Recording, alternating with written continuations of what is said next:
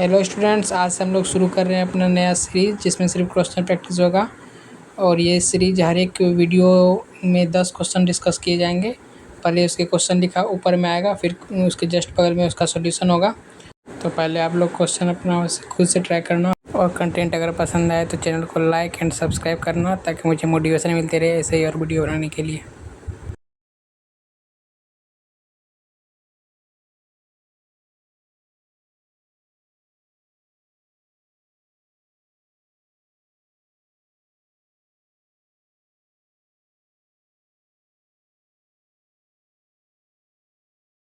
कर रहा है work and heat our path function in thermodynamics. तो हम जानते हैं पाथ फंक्शंस होता है, पाथ फंक्शन होता है, दो ही होता है, एक हीट होता है एंड वर्क होता है। बाकी जितना होता है सारा का सारा स्टेट फंक्शन होता है। ठीक है, दूसरा क्या बोल रहा है, ऑप्शन नंबर बी बोल रहा है the internal energy of gas system, ये स्टेट फंक्शन। तो हीट और वर्क सिर्फ पाथ फंक्शन होता है, बाकी जितना हुआ सारा स्टेट फंक्शन हो गया। तो इंटरनल एनर्जी भी स्टेट फंक्शन हो गया। For gases system C P is greater than C V. तो हम जानते हैं कि C P minus C V बराबर आर होता है। तो इसका मतलब सी पी ग्रेटर है सी वी से। ठीक है, फिर डी ऑफ में क्या बोल रहा है, work done by gas at constant volume is zero. तो work done by gas at constant volume, तो वर्क डन का फॉर्मूला क्या होता है, पी एक्सटर्नल डेल्टा वी होता है। तो अगर क्या बोल रहा है, कांस्टेंट वॉल्यूम ही कांस्टेंट है, अगर वॉल्यूम ही कांस्टेंट है तो डेल्टा वी क्या हो जाएगा, डेल्टा वी हो जाएगा जीरो, हमारा वर्क डन भी हो जाएगा जीरो। तो इसका मतलब इसका ए बी सी डी चारों सही है, तो इसका ऑप्शन चल जाएगा 4 नंबर। और दूसरा क्वेश्चन आ रहा है स्क्रीन पे, इसको पहले आप लोग ट्राई करो, फिर उसके बाद इसका सॉल्यूशन देखना।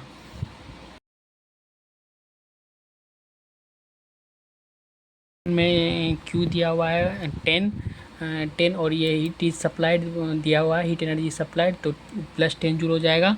और and 5 joule of internal energy decrease, internal energy को डिक्रीज दिखाया गया है, तो डेल्टा जी यू -5 हो जाएगा। और हम फ्लॉट से जानते हैं डेल्टा यू बराबर क्यू माइनस डब्ल्यू होता है, सबको पुट करेंगे तो डब्ल्यू का वैल्यू आ जाता है 15 जूल।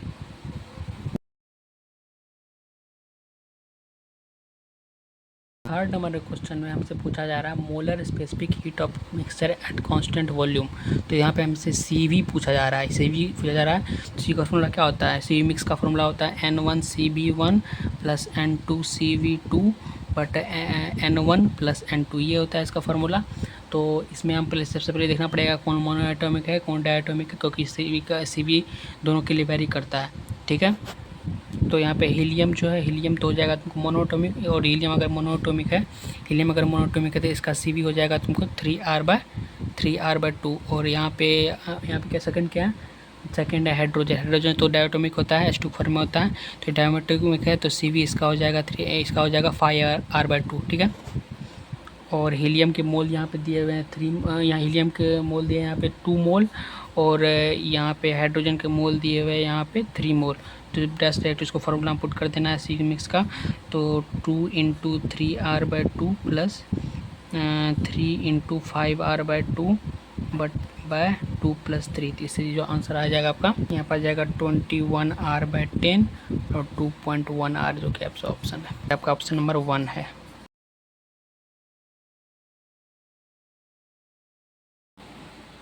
इस क्वेश्चन में द टेम्परेचर ग्रेडियंट दिया हुआ है 80 डिग्री सेल्सियस पर metre, and if temperature of water and दिया हुआ है और कोल्डर एंड का पूछ रहा है।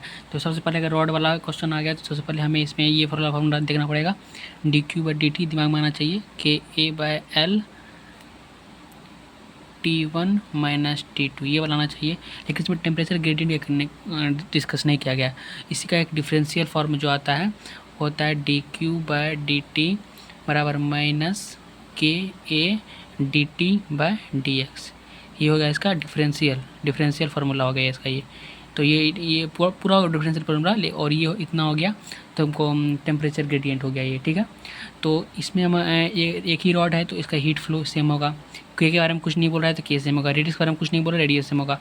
तो हमें डिफरेंस ये जो टेम्परेचर ग्रेडियंट है ये भी तब सब सेम है, तो टेम्परेचर ग्रेडियंट भी सेम हो जाएगा। ठीक है, तो टेम्परेचर ग्रेडियंट दिया हुआ कितना है 80 पर मीटर दिया हुआ, 80 डिग्री सेल्सियस पर मीटर दिया हुआ है, मान लीजिए 1 मीटर लिख दिए। ठीक है, और यहाँ पे बोल रहा है कि टेम्परेचर ग्रेडियंट तो सेम हो जाएगा, तो T hot minus T colder बटा उसका लेंथ। ठीक है, तो टेम्परेचर हॉट वाले का दिया हुआ है 30 डिग्री सेल्सियस, ठीक है। टेम्परेचर ऑफ कोल्डर वाले का हमें निकालना है और यहाँ पे लेंथ पुट करना है हमें 0.5 मीटर, ठीक है। तो इससे आपका टेम्परेचर ऑफ कोल्डर निकल के आ जाएगा।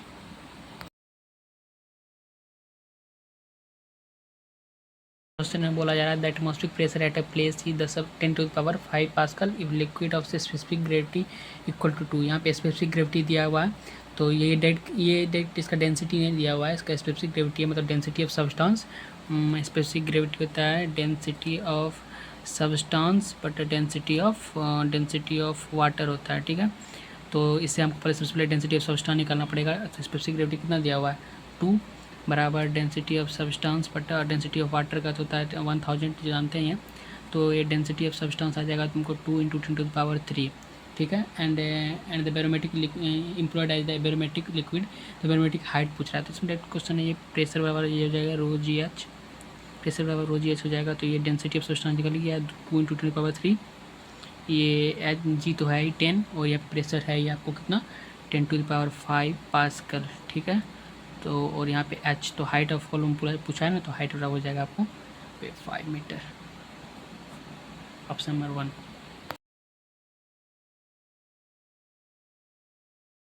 Work done in blowing a soap bubble of 20 centimetre radius दिया हुआ है इसका, और सरफेस टेंशन दिया हुआ है सॉल्यूशन का 0.03। तो जानते हैं वर्क डन का फॉर्मूला क्या होता है, टी डेल्टा आई होता है, यहाँ पे टेंशन और यहाँ पे एरिया होता है, ठीक है। लेकिन सोप वाला या बबल वाला कोई क्वेश्चन होता है तो इसको हम × 2 करते हैं, ठीक है। तो सब सिंपल हो गया, यहाँ पे वर्क डन पूछा है, टेंशन कितना दिया हुआ है, टेंशन दिया हुआ है 0.03 × एरिया इसका हो जाए, ये देखिए इसमें ये जो स्फेयर है तो इसका एरिया पाई स्क्वायर नहीं होगा, 4πr स्क्वायर होगा, × इसको 2 से करेंगे, ठीक है। तो ये इसमें जो भी आएगा इसका कैलकुलेट करके वही होगा आंसर। इस क्वेश्चन में डेंसिटी दिया हुआ है एक मटेरियल का रो एंड बी इज दिया हुआ है breaking stress and the greatest length of the wire that can be hang freely without breaking, मतलब कि कितना उस पर लगाएं स्ट्रेस जो कि वो फ्रीली रहे, मतलब बिना टूटे हुए वो कर सके। तो इसके पे हो जाएगा तुमको ये ब्रेकिंग के स्ट्रेस का फॉर्मूला होता है फोर्स अपॉन एरिया, ठीक है। फोर्स अपॉन एरिया, फोर्स और यहाँ पे कुछ वजन लटका रहे हैं तो उसका कुछ मास होगा एंड ये जी बटे एरिया, और यहाँ पे मास का कोई डिस्कशन नहीं किया गया है इसलिए हम मास को और तोड़ेंगे। तो मास बराबर डेंसिटी × वॉल्यूम होता है × जी बटे एरिया, ठीक है, एरिया। और यहाँ पे ना वॉल्यूम का कोई डिस्कशन नहीं किया गया तो इसको, और लेंथ का डिस्कस किया गया है तो इसको और तोड़ेंगे। डेंसिटी × वॉल्यूम को क्या लिख सकते हैं, एरिया × लेंथ लिख सकते हैं × जी बटा एरिया, ये हो गया। और इसका क्या दिया हुआ है, ब्रेकिंग स्ट्रेस क्या दिया हुआ है बी, तो इस चीज़ हमको एल निकालना है। तो एल बराबर क्या हो जाएगा, यहाँ पे ब्रेकिंग स्ट्रेस बी × ए ऊपर चल जाएगा तो बी × ए बटा डी × ए × जी, ये कट जाएगा तो इसका आंसर हो जाएगा बी बटा डेंसिटी हुआ हो, तो डेंसिटी को यहाँ पे रो से डिनोट किया गया ना, बी बटा रो जी, ये हो जाएगा आंसर इसका।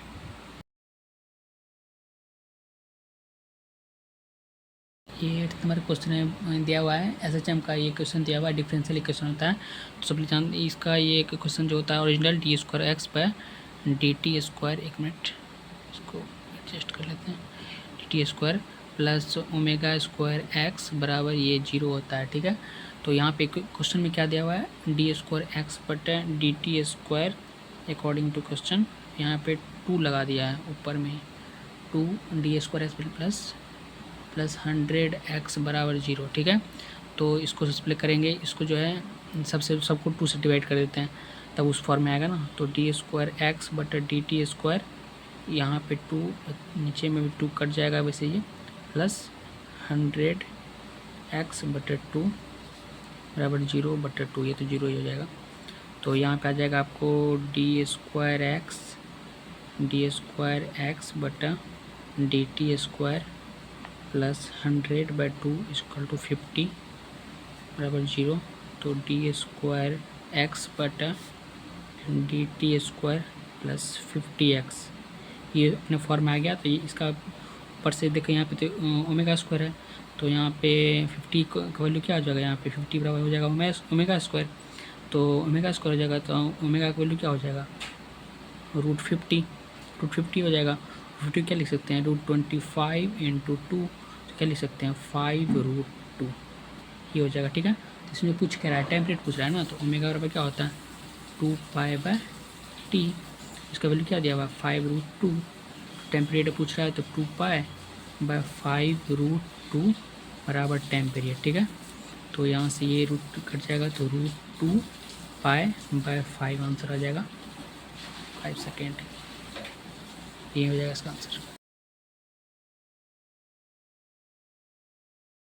स्टेटमेंट है velocity of sound in gases medium depend on molar मास, और बिल्कुल सही है क्योंकि ये वेलोसिटी का फॉर्मूला होता है ये गामा RT बटा मोलिकुलर वेट ये होता है, या फिर दूसरा एक होता है गामा इंटू प्रेशर बटा रो, और डेंसिटी का फॉर्मूला क्या होता है मास बटा वॉल्यूम। तो डेंसिटी पे है तो मास पे है ही, और डायरेक्ट ये फार्मूला से भी है यहाँ पे मास पे। तो velocity of sound in gases medium depend on molar mass, ये तो बिल्कुल सही है। सेकेंड ऑप्शन है mechanical wave requires material medium to the propagation, सही है। मैकेनिकल वेव को चाहिए मीडियम और नॉन मैकेनिकल वेव को मीडियम नहीं चाहिए। स्टेटमेंट सी है speed of sound is less in humid air, speed of sound depend on humid air, सही है क्योंकि ये वेलोसिटी के ये इन्वर्स प्रोपोर्शनल होता है डेंसिटी का। ठीक है, क्योंकि ह्यूमिड एयर जो होता है उसमें वाटर वेपर रहता है, ह्यूमिड एयर में वाटर वेपर रहेगा, वाटर वेपर H2O, तो जिससे उसका डेंसिटी क्या होता है, डेंसिटी क्या होता है उसका कम। ये H2O करंट का होता है डेंसिटी कम हो जाता है, और डेंसिटी के और स्पीड डेंसिटी के इन्वर्सली प्रोपोर्शनल है, तो डेंसिटी कम हो जाएगा, तो डेंसिटी कम हो जाएगा तो यहाँ पे स्पीड ह्यूमिड एयर का ज़्यादा हो जाएगा। तो ह्यूमिड ये speed of sound is less in humid air, ये गलत है। पहला एंड दूसरा ऑप्शन सही है, तीसरा गलत है।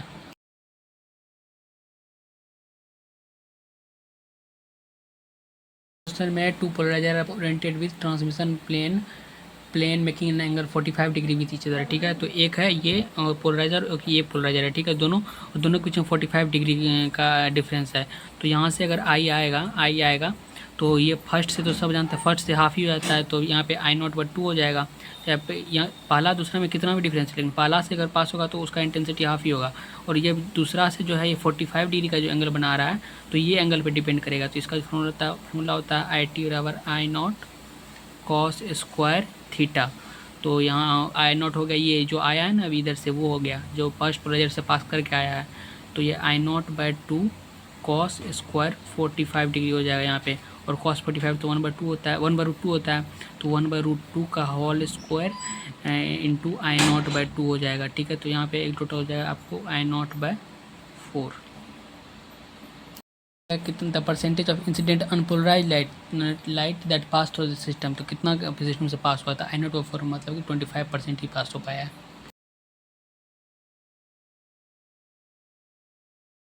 इस क्वेश्चन में बोला जा रहा है कि इसे मॉडिफाई एम्पियर सर्किट लॉ कौन सा है, तो जैसे कि हम देख रहे हैं मॉडिफाई एम्पियर सर्किट लॉ होता है fire B.dl = μ0 IC plus μ0 ID होता है ये डिस्प्लेसमेंट करंट का, और इसी को लिखते हैं μ0 IC प्लस μ0 ε0 dφ/dt। तो इसका आंसर हो गया आप थर्ड होगा इसका आंसर। NCERT में भी गिवन है, यहाँ पे आपको दिख रहा होगा फिगर NCERT का 4 है, ये दिया हुआ है इसमें। क्वेश्चन में दिया हुआ है मैग्नेटिक फील्ड स्ट्रेंथ दिया हुआ है H, और मैग्नेटिक फील्ड इंडक्शन B दिया हुआ है इसमें। द रिलेटिव प्रोबेबिलिटी पूछ रहा है μr पूछ रहा है इसमें। ठीक है, तो इसका एक फॉर्मूला होता है B बराबर μ0 इंटू μr इंटू H। हमसे ये पूछा जा रहा है, ये वाला पूछा जा रहा है μr क्या, और H भी गिवन है, B गिवन है, तो और μ0 तो होता ही है, μ0 होता है 4π × 10⁻⁻7 होता है। μr हमसे पूछ रहा है, एंड और H का वैल्यू हमें दिया हुआ है, H का वैल्यू दिया हुआ है 3 × 10⁻3, एंड B का वैल्यू गिवन है 12π टेस्ला, 12π दिया हुआ है, तो यहाँ से हमको μr का वैल्यू निकल जाएगा।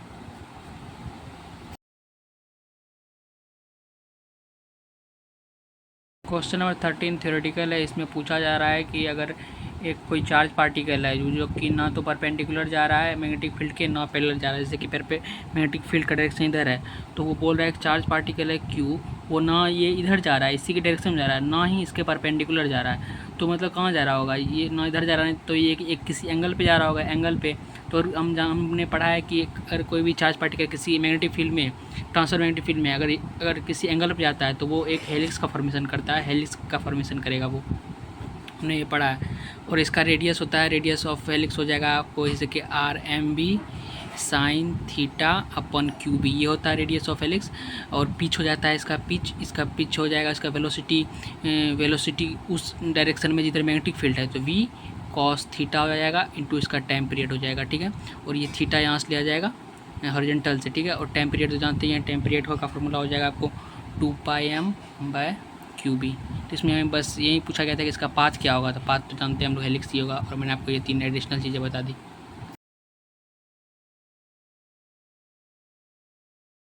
इस क्वेश्चन में बोला जा रहा है कि लॉन्ग स्ट्रेट वायर है, एक वायर है लॉन्ग, लंबा है मतलब इन्फिनिटी है, लॉन्ग आ गया है मतलब इन्फिनिट वायर है। The magnetic induction at perpendicular distance 2 metre from the wire, मतलब कि यहाँ से 2 मीटर के डिस्टेंस पे पूछ रहा है, 2 मीटर के डिस्टेंस पे पूछ रहा है यहाँ पे मैग्नेटिक फील्ड। तो बी बराबर हो जाएगा आपको μ0I/2πr, ये तो हम जानते हैं μ0I/2πr। यहाँ पे आर का वैल्यू गिवन है, आई का वैल्यू गिवन है 4, ये 4 गिवन है, यहाँ पे R2 गिवन है। म्यूट के जानते हैं 4 पाई इंटू 10⁻⁷ होता है, यहाँ पे 2 पाई है, तो यहाँ से बी का वैल्यू निकल जाएगा। इसमें यहीं पे अगर सेमी इन्फिनाइट वायर होता तो इसका अगर मैग्नेटिक फील्ड पूछता तो μ0I/4πr हो जाता है, ठीक है। इस क्वेश्चन में बोला जा रहा है कि एक सर्किट है LCR का कनेक्टेड सीरीज में, LCR तीनों सीरीज में कनेक्टेड है। इस अल्टरनेटिंग वोल्टेज के सोर्स और फ्रीक्वेंसी दिया हुआ है सोर्स का F। The current lags the voltage by 45 degree, मतलब करेंट लैग करे, मतलब ये कौन सी टाइप का होगा, करेंट लैग किस में करता है, एक्सेल वाले में करता है, इंडक्टिव टाइप में करता है, ठीक है।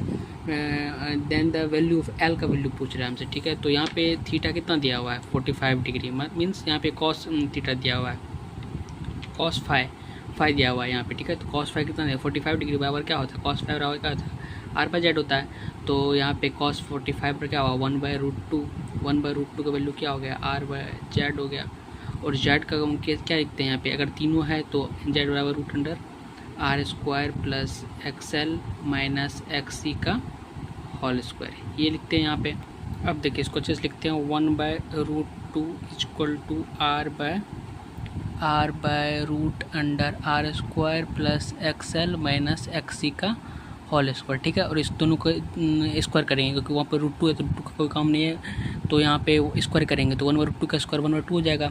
भाई यहाँ पे इसका भी स्क्वायर करेंगे R², और ये अंडर ब्रैकेट में है तो इसका अगर स्क्वायर होगा तो ब्रैकेट हट जाएगा, तो यहाँ पे हो जाएगा R² plus XL minus XC का होल स्क्वायर, क्योंकि ब्रैकेट वाला बस हटेगा और ये नीचे वाला तो सेम ही रहेगा, और तो XL में XC तो रहेगा ही। तो अब इसको और सिंप्लीफाई करें तो यहाँ पर हो जाएगा आपको R² plus XL minus XC का होल स्क्वायर = 2R²। तो इसको यहाँ से 2R² हो गया, तो फिर इसको इस साइड डालेंगे तो XL माइनस XC का होल स्क्वायर बराबर 2R² चल जाएगा, क्या बच जाएगा R²। तो यहाँ पे बचा था XL माइनस XC का होल स्क्वायर बराबर यहाँ पे बच गया था आपको R², ठीक है। तो यहाँ से स्क्वायर है तो यहाँ से अगर दोनों रूट ले लेंगे तो दोनों का स्क्वायर हट जाएगा, तो क्या बच जाएगा XL माइनस XC बराबर R हो जाएगा, ठीक है।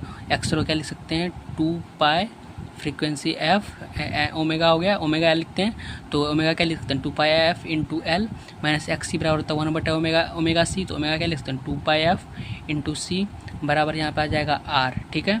तो हमें L पूछा जा रहा है ना, तो L पूछा जा रहा है हमको, L को इसी साइड रखेंगे तो 2 पाई F इंटू L इसको इस साइड रखते हैं और R को इसको उस साइड देते हैं RHS में, R प्लस 1/2 पाई FC, ठीक है। तो यहाँ पे ये हुआ। अभी RHS को, अभी LHS को छोड़ते हैं, RHS में है तो इसका हम LCM लेते हैं, तो यहाँ पे आ जाएगा आपको 2 पाई FC R प्लस 1/2 पाई। फिर हमें L जानना है तो ये वाला नीचे चल जाएगा यहाँ पे, तो L हो जाएगा आपको, L हो जाएगा यहाँ पर 2 पाई FC R प्लस 1/2 पाई F का होल स्क्वायर इंटू C।